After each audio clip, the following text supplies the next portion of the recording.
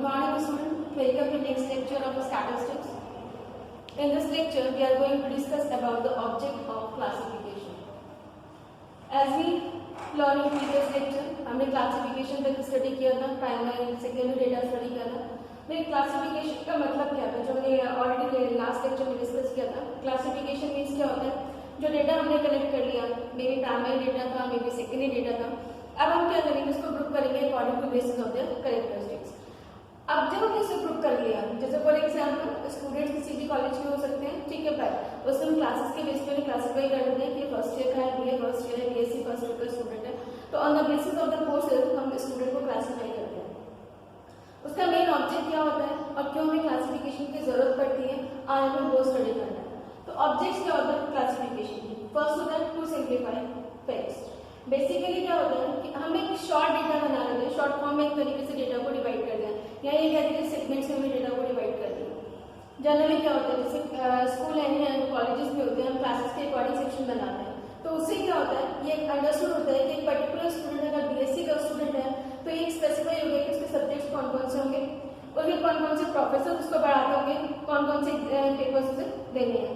ऐसे अगर कोई कॉमर्स का स्टूडेंट है, अगर हमने कोर्स के बेस पे जब उन्हें कैटेगराइज कर दिया तो कॉमर्स के स्टूडेंट से अंडरस्टूड हो गया कि आपका ये स्टूडेंट कौन सी क्लास का है, कॉमर्स स्टूडेंट का है, इसके पर्टिकुलर सब्जेक्ट्स कौन कौन से होंगे, इसके पर्टिकुलर फैकल्टीज कौन कौन से होंगे. तो बेसिकली सबसे पहले जितने भी फैक्ट्स होते हैं उन्हें हमें सिंप्लीफाई करना. Second, similarity and dissimilarity means जैसे हमने बीएससी के स्टूडेंट्स के अलग बना दिया, बीकॉम के स्टूडेंट्स को अलग बना दिया, तो ये दोनों डिसिमिलर स्टूडेंट्स हो गए कि क्योंकि उनके अगर हम कोर्सेज के बेस पे कैटेगराइज करें तो बीएससी वाले को कुछ सब्जेक्ट्स अलग पढ़ने हैं और बीकॉम वाले को सब्जेक्ट्स अलग पढ़ने हैं. तो ये तो हमारी डिसिमिलैरिटीज होगी. कुछ होता है on the basis of similarities, कि अगर कोई सिमिलैरिटीज उनके बीच में है तो हम उसके ऊपर उनको क्लासिफाई कर देते हैं. For example classification of population according to education literacy.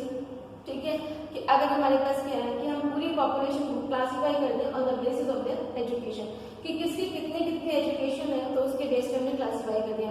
For example कि 12th तक कौन क्वालिफाइड है, ग्रेजुएट कितने लोग हैं, पोस्ट ग्रेजुएट कितने लोग हैं, हाई एजुकेशन किन्होंने ले रखी है. तो वो होता है हमारा benefits of classification. Help in comparison. Next आता है हेल्प इन कंपैरिजन. देखिए जब हम डेटा को क्लासिफाई कर देते हैं तो डेटा को जब हम क्लासिफाई कर दिया यानी कि मैंने इसे पार्ट्स में डिवाइड करे तो कंपेरेबल बन जाता है, यानी कि आप उसे क्या कर सकते हैं, कंपेयर कर सकते हैं. अब कंपेरेबल डेटा का जैसे आपको क्या करना है, डिफरेंट कॉलेजेस हैं राजस्थान यूनिवर्सिटी के जो हमने एग्जाम्पल लिए हैं, ठीक है. अब हमें उनको डिफरेंट कॉलेजेस को हमें कंपेयर करना है. ठीक है, आप कंपेयर कैसे करेंगे, जैसे मान लीजिए अगर मेड की है, मेड हम क्या करें, कॉलेजेस को क्लासिफाई करना शुरू कर दें. ठीक है, अब उसमें क्या है कि बेसिकली क्या है कि हमारे पास कंपैरिजन हो जाता है. जैसे फॉर एग्जाम्पल हमें कहते हैं कि यूजी का कॉलेज है, वो एक पीजी कॉलेज है, एक वो आपका फाइनेंस है, तो बेसिस कंपैरिजन हो जाता है हमारे पास. प्लस जैसे हम क्वालिटी की बात करें कि पर्टिकुलर कॉलेज से जो स्टूडेंट्स हैं उनका सिलेक्शन काफी अच्छी जगह हो गया, जैसे अगर हम ये रिसर्च में काफी स्टूडेंट्स चले गए या दूसरे कॉलेज के रिसर्च में स्टूडेंट्स नहीं गए, तो ये बेसिस हो गया उनके बीच का कंपैरिजन. क्यों, दोनों के स्टूडेंट्स सेम लेवल पर हैं, यानी कि अगर पीजी कर रहे हैं तो पीजी पर भी दोनों के स्टूडेंट्स हैं, प्लस दोनों के सब्जेक्ट सेम है. मान लीजिए अगर हम बात करें मैथमेटिक्स की या स्टैटिस्टिक्स की, तो अगर हमने मान लिया कि चलिए कैंपस है, कैंपस में भी हमारा कोर्स चल रहा है, ठीक है, एक कॉलेज का भी कोर्स हमारा चल रहा है, ठीक है, एक दूसरा कॉलेज है उसमें भी कोर्स चल रहा है. अब तीनों कॉलेजेस में जो स्टैटिस्टिक्स के कोर्सेज चल रहे हैं उसमें अगर हम पीजी लेवल की बात करें कि तीनों कोर्सेज में एमएससी के स्टूडेंट्स को हमें कंपेयर करना है. हम क्या करेंगे on the basis of there marks, कि वो उनके मार्क्स क्या उनकी क्लासेस के बीच में कि उनके जो सब्जेक्ट्स हैं या उनके जो मार्क्स अचीव किए स्टूडेंट्स हैं तो उसके बेस पे उन्हें कंपेयर कर सकते हैं. तो ये बेनिफिट होता है हमें कंपेयर करने के लिए क्लासिफिकेशन का.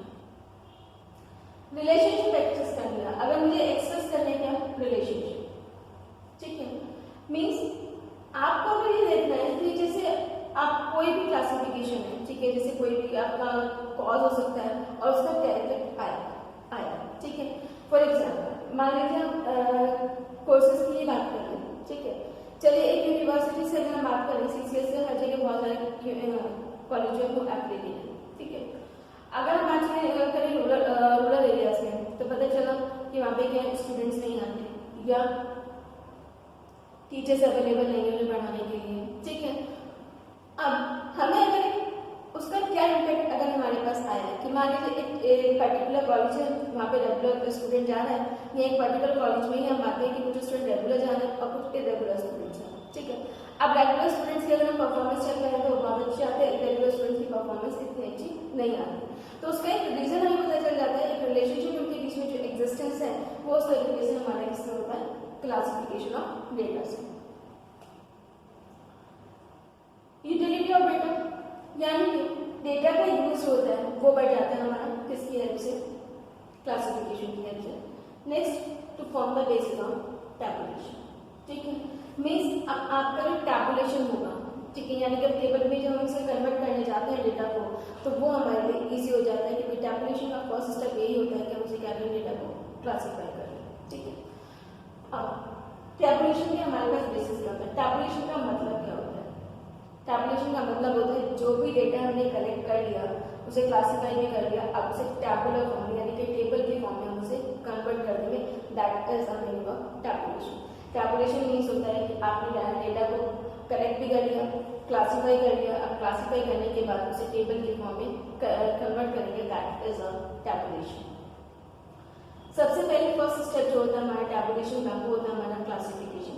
क्योंकि जब तक आपका डेटा क्लासीफाई नहीं होगा आप उसे टेबल में कन्वर्ट नहीं कर सकते। ऐसा तो नहीं हो सकता कि मैंने क्लासीफाई किए बिना बस एंगल स्टार्ट कर दूं, ठीक है, तो वो तो पॉसिबिलिटी नहीं है।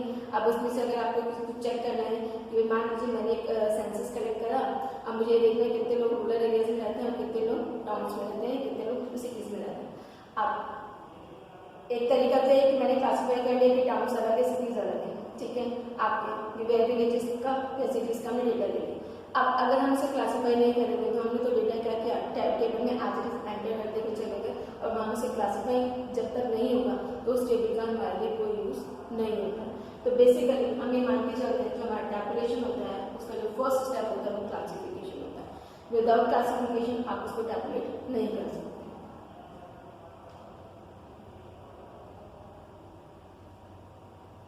सबसे पहले आपका कैरेक्टरिस्टिक्स क्या होते हैं गुड क्वालिफिकेशन के, ठीक है, हमने क्लासीफाई कर तो लिया डेटा कि हमें पता चल गया कि हमारा ऑब्जेक्ट क्या है। कंपैरिजन में करना होता है तो कंपैरिजन हमारा हो जाता है इजी। सिमिलर डेटा है, दो डेटा स्टिच भी है, सिमिलरिटीज है, क्या सिमिलरिटीज है, ठीक है, इजीली अंडरस्टैंड हो जाता है हमारा डेटा, और एक यूजफुल डेटा जो होता है वो बन जाता है हमारा जब हम उसे क्लासीफाई कर लेते हैं। बट अब क्या आता है कि हमारे पास कैरेक्टरिस्टिक्स क्या होते हैं गुड क्वालिफिकेशन। अगर हम किसी डेटा को क्लासीफाई कर रहे हैं तो हमें क्या क्या चीज़ें ध्यान रखनी चाहिए। ये नहीं कि चीज कर लिया और हमने क्लासीफाई कर लिया। जब भी कभी हम क्लासीफाई करें तो हम कुछ चीज़ें हमेशा ध्यान रखते हैं। सबसे पहले कॉम्प्रिहेंसिव होना चाहिए, ठीक है। कॉम्प्रिहेंसिव का मतलब है जितनी भी यूनिट्स हमारे पास हैं वो सारे के सारे उसमें इंक्लूड होनी चाहिए। मीन्स जो भी डेटा जिस भी तरीके से है वो हमारे पास हर कैटेगरी के वाइज होना चाहिए। ये नहीं कि हमने दो कैटेगरी बनाई और छोड़ दी, तो जितनी पॉसिबिलिटी है उसको कॉम्प्रिहेंसिव फॉर्म में आप इसे कन्वर्ट करेंगे। सेपरेट क्लासेस, ठीक है, मीन्स क्या है कि जो भी हम क्लासेस बनाए, क्लासिफिकेशन जब भी हम करें तो उसे क्लास वाइज सेपरेट करें, ठीक है। क्लास वाइज सेपरेट करने का मतलब है कि जहाँ से एक पर्टिकुलर यूनिट अगर हम देखें कि वो कहाँ से अराइज हुई है, पर्टिकुलर कंडीशन कहाँ से अराइज नहीं हुई है, वहाँ से अराइज होने का रीजन क्या था, अराइज जहाँ से नहीं हुई है वहाँ से अराइज होने की कंडीशन क्या रहा था, वो सब चीज़ें हमारा इजीली हो जाता है, ठीक है। दूसरे वर्ड में हम ये कह सकते हैं classification should be clear and simple. जितना हम क्लियर और सिंपल रखेंगे उतना हमारे लिए इजी होता है। ये नहीं कि हम उसे कॉम्प्लिकेटेड बना लें, क्योंकि अगर मैंने क्लासीफाई कॉम्प्लिकेटेड कर लिया तो उसका टैबुलेशन करना प्लस उसे फिर एनालाइज करना, एनालाइज करने के बाद उसका रिजल्ट देना हमारे लिए इजी नहीं होता है। ये एक बेनिफिट होता है क्योंकि जितना हमारे पास सिंपल होगा डेटा, जितना क्लासिफिकेशन सिंपल होगा उसे उतना ही रीड करना, उतना ही एनालाइज करना हमारे लिए बहुत ईजी हो जाता है, ठीक है। जैसे कि आपको अगर किसने कहा कि आपने उसको क्लासीफाई कर लो, क्लासीफाई करने के बाद वो यूजलेस होगी, भाई क्या है, हम एक एक स्टेप से चलते हैं। क्लासीफाई करने का मेन ऑब्जेक्ट क्या है कि टैबुलेशन फॉर्म में आ जाए और टैबुलेशन फॉर्म में कन्वर्ट करने के बाद वो डेटा जिसके पास जाए उसे एनालाइज करके रिजल्ट दे। अब अगर आपने क्लासीफाई सही से नहीं किया होगा, आप उसे कॉम्प्लेक्स फॉर्म में ले आए और डेटा भी आपने कॉम्प्लेक्स टैबुलेट कर लिया, तो जो एनालाइज करने वाला पर्सन है वो पहले तो डेटा को क्या करेगा, सिंप्लीफाई करेगा, क्योंकि वो उसके लिए क्या रहेगा, यूजलेस रहेगा। तो वही चीज़ है, इट इज़ बेटर कि हम उसे क्या करें, सिंप्लीफाइड फॉर्म में लिखें। सिंपल जितना हम कर सकते हैं उतना हम सिंपल फॉर्म में लिखें। स्टेबल होना चाहिए, स्टेबिलिटी डेटाबेस हमारे पास होता है, ठीक है। मीन्स ऐसा ना हो कि आपने जिस बेस पर क्लासीफाई कर लिया, क्योंकि हमें पता होता है कि हमने डेटा किस लिए कलेक्ट किया, अब हमारे पास हमें ऑब्जेक्टिव हमें पहले पता है, उसके बेस पर हम क्लासीफाई कर रहे हैं अपने डेटा, तो वो डेटा ऐसा ना हो कि जब आप एनालाइज करने जाएं, अब पता चला जो एनालिस्ट है उसने थोड़ा एनालाइज किया और उसे लगा नहीं ये तो क्लासिफिकेशन गलत है, हमें इस तरीके से नहीं करना चाहिए, तो वो चीज़ हमारी चेंज नहीं होनी चाहिए। ये हमें फिक्स होना चाहिए कि जो मैं क्लासीफाई कर रहा हूँ वो मेरा क्लासिफिकेशन मेरे ऑब्जेक्टिव को फुलफिल कर रहा है या नहीं कर रहा है। इसीलिए हम कहते हैं जितना सिंपल होगा या जितना हम उसे कॉम्प्रिहेंसिव बना सकते हैं, क्यों, क्योंकि हमारा ऑब्जेक्टिव हमें क्लियर है। फॉर एग्जाम्पल आपको ये देखना है कि आपके एरिया में कितने लोग एजुकेटेड हैं, कुछ कितने हाईली एजुकेटेड हैं, कितने इलिटरेट हैं। अब मुझे एक ऑब्जेक्टिव मेरे माइंड में सेट है कि मेरे पास इलिटरेट देखना है, हाईली एजुकेटेड देखना है, एजुकेटेड देखना है। अब आप उसके बेस पर अपने डेटा को क्या करेंगे, कैटेगराइज करेंगे। अब ऐसे भी हो सकते हैं बहुत से लोग क्या करें, चल भाई हम क्या करते हैं कैटेगराइज कर लिया, एक इलिटरेट ले लिया और एक हमने क्या किया पूरा का पूरा लिटरेसी में आ गया, उसमें आपके जिसको 12th पास भी आ गया, उसमें आपके ग्रेजुएट भी आ गया, उसमें आपके हायर एजुकेटर्स भी आ गए, उसमें आपके जितने प्रोफेशनल थे वो भी आ गए। अब एक वो डेटा अगर कोई कहे बाद में कि ठीक है आपने कहीं से डेटा कलेक्ट किया, इसमें प्रोफेशनल लोग कितने इतना भी निकाल दीजिए, तो वो हमारे लिए ईजी नहीं हुआ, क्योंकि फिर डेटा को दोबारा से हमें क्लासीफाई करना पड़ेगा। तो इससे बेटर है कि हम फर्स्ट स्टेप पे जब उसे क्लासीफाई करें तो उसे अलग अलग कैटेगराइज जितनी पॉसिबल है उतनी कैटेगराइज बना करके उसे हम क्या करें, क्लासीफाई करें, जिससे कि हमें जो भी रिजल्ट निकालना है वो निकल आएगा। फिर मान लीजिए मैंने हाई प्रोफेशनल का निकाला है कि ठीक है जिनको कुछ ऐसे भी जो प्रोफेशनल्स हैं, ठीक है मैंने ये भी निकाला है, कुछ 12th पास किए हैं और कुछ ग्रेजुएट भी हैं। अब मुझे देखना है कि अब 12th कितने हैं, तो कुछ नहीं करना, सिंपल जितने ग्रेजुएट हैं और जितने मेरे प्रोफेशनल हैं दोनों को ऐड करके हमारा डेटा निकल आएगा, तो वो कोई प्रॉब्लम नहीं होगी। तो बट बेसिकली हमें जितना क्लासीफाई हम इसे कर सकते हैं और जितना इजीली और सिंपल हम बना सकते हैं हम उतना उसे कर रहे हैं, ठीक है। और हमारा जो ऑब्जेक्टिव है वो फिक्स होता है, क्योंकि हमेशा डेटा कलेक्शन से पहले ऐसा नहीं होता कि डेटा हम कहीं भी कलेक्ट करते हैं, तो डेटा कलेक्शन से पहले फर्स्ट हमारा ऑब्जेक्टिव होता है कि हमें किस चीज़ के लिए रिसर्च करनी है, जो हमने पहले भी पढ़ा था। अब हमारे पास जो ऑब्जेक्टिव है उसका, तो हमें पता है कि डेटा को हमें किस तरीके से क्लासीफाई करना है और उसका क्लासिफिकेशन स्टेबल होना चाहिए, चेंज नहीं होना चाहिए, क्योंकि जब हम चेंज करेंगे तो उससे सारा प्रोसेस हमारा चेंज हो जाएगा और वो क्या होगा, wastage of time and money also. Next होता है कंफर्मिटी, मीन्स जो भी ऑब्जेक्ट हमारे पास है जिससे भी हमें इन्वेस्टिगेट करना है, ठीक है, तो वो उसके अकॉर्डिंग होना चाहिए। अगर हमें स्टैंडर्ड ऑफ स्टूडेंट जानना है, ठीक है, वही जो मैंने बताया कि मुझे देखना है कि पर्टिकुलर एरिया के जो लोग हैं वो कितने एजुकेटेड हैं कितना नहीं है, तो स्टैंडर्ड अगर मुझे उसे चेक करना है तो इसका मतलब दो तरीके हो सकते हैं, या तो अपनी क्वालिफिकेशन की बेस पे अगर हम एडल्ट की बात कर रहे हैं, और अगर हम स्टूडेंट्स की बात कर रहे हैं on the basis of there marks. तो ये चीज हमें ध्यान रखनी चाहिए कि जो भी हमारे पास स्टैंडर्ड है हमारा, ठीक है, या जो भी हम बना रहे हैं वो हमारे पास उसको क्लियर होना चाहिए। नेक्स्ट आता है होमोजेनिटी, मीन्स आपके पास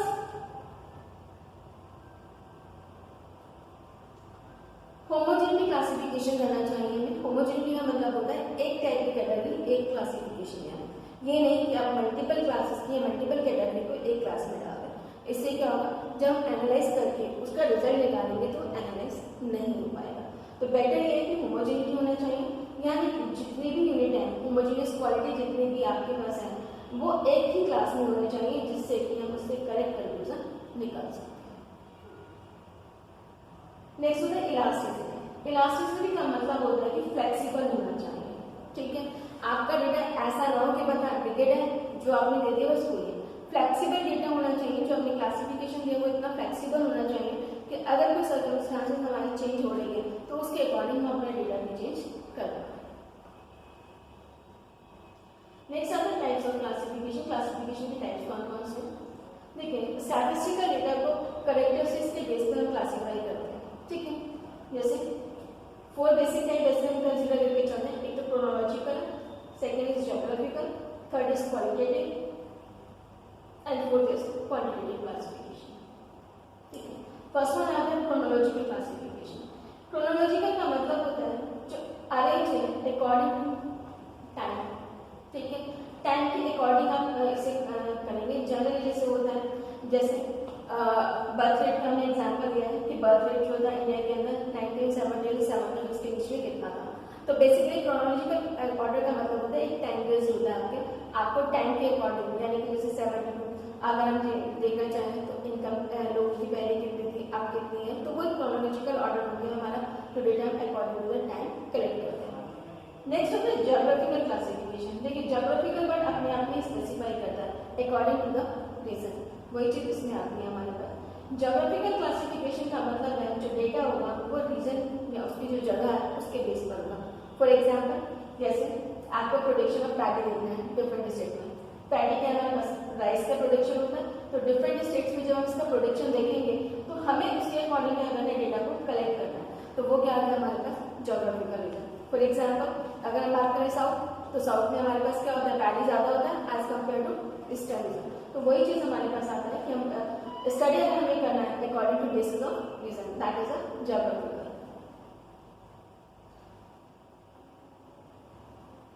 क्वालिटेटिव डेटा, क्वालिटेटिव डेटा का मतलब होता है जैसे on the base of attributes अगर हम करते हैं किसी कोई चीज हमें क्वालिटी के अकॉर्डिंग हमें डेटा कलेक्ट करना है, that is a qualitative data. For example अगर हम ये देखते हैं कि एक पर्टिकुलर स्टेट के अंदर कितनी गर्ल्स है कितने बॉयज है, उनका रेशियो कितना है, गर्ल्स का कितना है, बॉयज का कितना है। दूसरा रिलीजन देखना है, लिटरेसी देखना है, ये सब हमारा आता है क्वालिटेटिव डेटा। यानी कि पर्टिकुलर एट्रीब्यूट्स हम लेकर के चलेंगे, पर्टिकुलर कैरेक्टरिस्टिक्स हम लेकर के चलेंगे और उसका बेस पर हम डेटा अपना कलेक्ट करेंगे।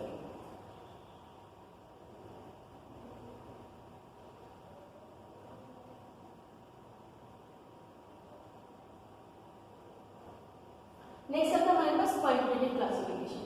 क्वांटिटेटिव का मतलब होता है क्वांटिटी के बेस पर होगा, ठीक है। जैसे फॉर एग्जांपल आपने ग्रुप चिल्ड्रन का बनाया, ठीक है, अकॉर्डिंग टू देयर वेट, ठीक है। तो वेट के अकॉर्डिंग हमें क्या करना है, इसका क्लासिफिकेशन करना है। तो वो जो चीजें होती है हमारे पास वो क्या होती है, हमारी क्वालिटी या क्वांटिटेटिव। क्वांटिटी का मतलब होता है जब हम क्वांटिटी के बेस पे करते हैं, और क्वालिटी का मतलब होता है जब हम पर्टिकुलर एट्रीब्यूट्स के बेस पे करते हैं, ठीक है। जैसे अगर आपको ये चेक करना है लिटरेसी रेट कितना है, लिटरेसी रेट को एक क्वालिटी होगी, ठीक है। और दूसरा जितना भी अगर हमें चेक करना है कि कितना चिल्ड्रंस का नॉर्मल वेट कितना है, या इस इतने वेट के बीच में कितने चिल्ड्रंस लाइक है, तो वो मेरे पास क्या हो गया क्वांटिटी, क्योंकि यहाँ पे क्या है क्वांटिटी की बात है और क्वालिटी उसका लिटरेसी रेट होता है, ठीक है। नेक्स्ट आता है हमारे पास टैबुलेशन। अब टैबुलेशन का मतलब मैंने बता दिया कि टैबुलेशन मीन्स होता है कि हमारे पास जो भी क्लासिफाइड डेटा है उसे प्रॉपर फॉर्म में, उसे एक तरीके से टेबल में हम कन्वर्ट करें जिससे कि वो हमारा एनालाइज हो जाए इजीली, दैट इज टैबुलेशन, ठीक है। टैबुलेशन का जो बेसिकली होता है मीनिंग एक तरीके से टैबुलर फॉर्म में है कि डेटा को हम किस तरीके से अपना रिप्रेजेंट करें। बेसिकली डेटा को रिप्रेजेंट करने के लिए मीन्स एनालाइज कर पाए हम, कोई चीज हर कोई चीज इजीली अंडरस्टैंड कर पाए, that is the meaning of tabulation. अब टैबुलेशन को प्रेजेंट करने के लिए यानी कि डेटा को रिप्रेजेंट करने के लिए हमारे पास तीन चीजें होती हैं, टेबल्स, डायग्राम्स एंड ग्राफ्स। हम थ्री मेथड्स होते हैं जो डेटा को प्रेजेंट करते हैं। एक तो क्या होता है टेबल्स, एक होता है हमारे डायग्राम्स और एक होता है आपके ग्राफ्स, ठीक है। अगर एक टेबुलर फॉर्म में डेटा है, टेबल की फॉर्म में, तो वो एक्सप्लेन कर देगा आपके पूरे डेटा को। अगर कोई डायग्राम बनाना है कोई भी, जैसे जनरली हमारे पास होता है, ठीक है, उस डायग्राम से हम पूरी उसके पूरे के पूरे स्ट्रक्चर को रिप्रेजेंट कर सकते हैं। दूसरा हम ग्राफ के थ्रू इस पूरे डेटा को क्या कर सकते हैं, रिप्रेजेंट कर सकते हैं। ये हमारे पास कॉन्सेप्ट होता है रिप्रेजेंटेशन ऑफ डेटा, डेटा को कितने तरीके से रिप्रेजेंट कर सकते हैं। अब टैबुलेशन सबसे पहले बात करें, ऑब्जेक्ट क्या होता है हमारा टैबुलेशन का, ठीक है। देखिए टैबुलेशन का मतलब है डेटा इन ए टेबल, यानी कि सिस्टमैटिक अरेंज करते हैं हमने data on the basis of the characteristics के बेस पर हमने पूरे डेटा को क्लासिफाई करके टेबल की फॉर्म में कन्वर्ट करके that is the meaning of tabulation. और ये हमारे पास सबसे ज्यादा इंपॉर्टेंट होता है क्योंकि जब हमें कोई भी एवरेज निकालना है या कोई भी वैल्यू चेक करनी है, जैसे फॉर एग्जाम्पल एक क्लास में हमारे पास मान लीजिए 100% की बेस पर क्लासिफाई करते हैं। अब ऐसे तो नहीं कह सकते भाई ठीक है जितने 0 से 100 तक के बीच में तो पूरी क्लास आ गई, ठीक है। अब हम क्या करते हैं, कैटेगरी कर लेते हैं, जिससे हमें ये पता चल जाता है कि कितने स्टूडेंट्स पास है, कितने स्टूडेंट फेल है, किसकी कंडीशन क्या है, ठीक है। तो आप क्या करोगे, 0 to 100 तक के जो इंटरवल से डिवाइड करोगे। हमने क्या 0 to 20 तक की परसेंटेज लेते हैं, 20 से 40% का रहता है, 40 to 60%, 60 to 80, 80 to 100। अब हमने क्या किया, इस पूरे डेटा को क्लासीफाई कर लिया, यानी कि टेबल ऑफ में कन्वर्ट कर लिया। ठीक है, अगर मैं ऐसे लिखूं, फर्स्ट स्टूडेंट का नेम, उसके आगे उसकी परसेंटेज 90%, सेकंड स्टूडेंट का नेम, उसके आगे उसकी परसेंटेज, तो वो क्या यूजलेस है, कोई से जजमेंट ले पाएगा, कुछ जजमेंट नहीं होगा। तो इसलिए हमने क्या किया, उसे सिस्टमैटिक वे में क्लासीफाई कर लिया। क्लासीफाई का मतलब है 0 से 25% एक क्लास में डाल दिया, 20 to 40% दूसरी क्लास में, 40 to 60 थर्ड क्लास में। उससे हमारे पास पूरा क्लासीफाई भी हो गया data, arrange table of form में कर दिया, तो उससे कोई भी देख करके आराम से उस पे एक एनालाइज कर सकता है कि उस क्लास के स्टूडेंट की परफॉर्मेंस कैसी है और कैसी नहीं है। ठीक है, तो ये हमारा मेन ऑब्जेक्ट होता है क्लासिफिकेशन एंड टैबुलेशन का। और स्टैटिस्टिक के अंदर जो भी डेटा होता है उसको हम 3 वे से रिप्रेजेंट करते हैं, या तो हम टेबल फॉर्म में बना देते हैं, नहीं तो हम उसका डायग्राम रिप्रेजेंट कर देते हैं, नहीं तो हम उसका ग्राफ बना सकते हैं। ठीक है, तो ये मेन ऑब्जेक्ट होता है हमारा टैबुलेशन का। फिलहाल हमने ये पढ़ा कि क्लासिफिकेशन की क्या जरूरत है, क्या इसका मेन ऑब्जेक्ट होता है, उस क्लासिफिकेशन की क्या प्रॉपर्टीज होनी चाहिए, एंड टैबुलेशन क्या होता है और टैबुलेशन हमें क्यों रिक्वायर्ड होता है।